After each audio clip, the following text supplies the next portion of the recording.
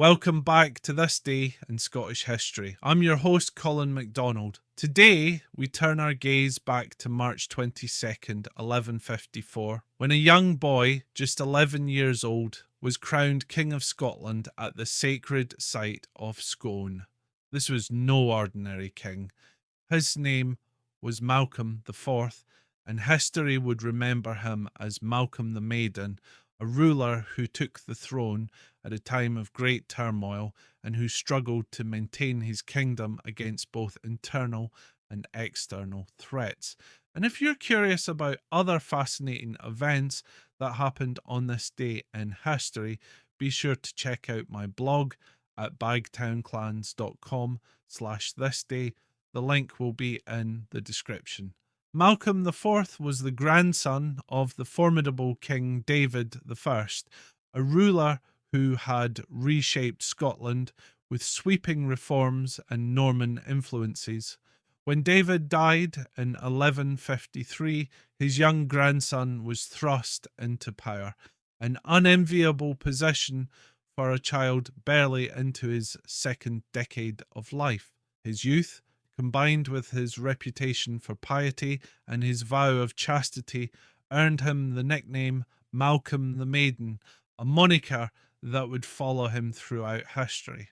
But despite this seemingly gentle name, Malcolm's reign was anything but peaceful.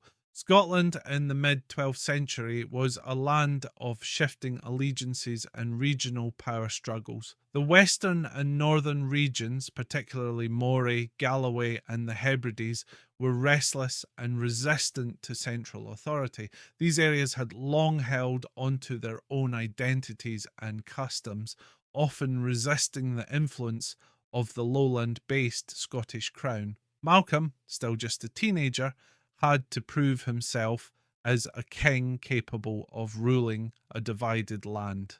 One of his greatest challenges came from the powerful warlord Somerled, the Norse-Gaelic ruler of Argyll and the Isles.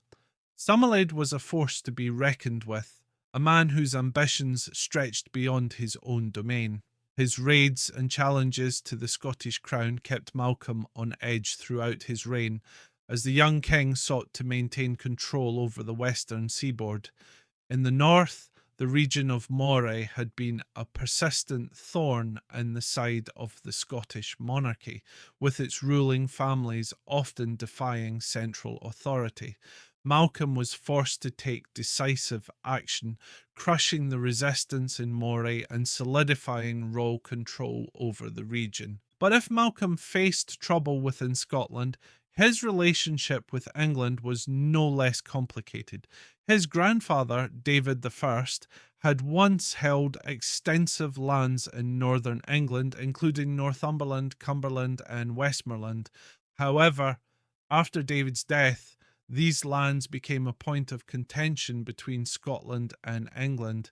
The English king, Henry II, was a powerful and ambitious ruler, and Malcolm soon found himself in a difficult position. In 1157, under pressure from Henry, Malcolm was forced to surrender Scotland's claims to the northern English territories, a major blow to his prestige and authority.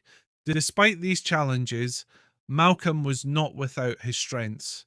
He proved to be a pious and dutiful ruler, closely associated with the continuation of the Norman-style reforms that had begun under David I. He sought to strengthen the influence of the church in Scotland, maintaining close ties with religious institutions. However, his reign was marked by constant travel and military campaigns as he struggled to maintain control over his kingdom. Malcolm IV's reign was cut short when he died at the young age of 24 in 1165. His health had long been fragile, and some historians believe he suffered from a chronic illness. He never married or had children, making him one of the few Scottish kings to leave no direct heir. Upon his death, the throne passed to his younger brother, William the Lion, a far more aggressive and long-lived ruler who would leave his own mark on Scottish history. Though Malcolm IV is often overshadowed by the kings who came before and after him, his reign was a crucial bridge in Scotland's medieval history. He navigated a kingdom rife with rebellion, dealt with the looming shadow of the English crown, and attempted to assert royal authority in a land that was still solidifying as a unified nation. Thank you for joining me today on This Day in Scottish History. I hope you've enjoyed this journey into the past. Don't forget to check out my blog for more historical events at bagtownclans.com/thisday. Tune in tomorrow for another story from Scotland's remarkable past. I'm Colin MacDonald. Haste you back.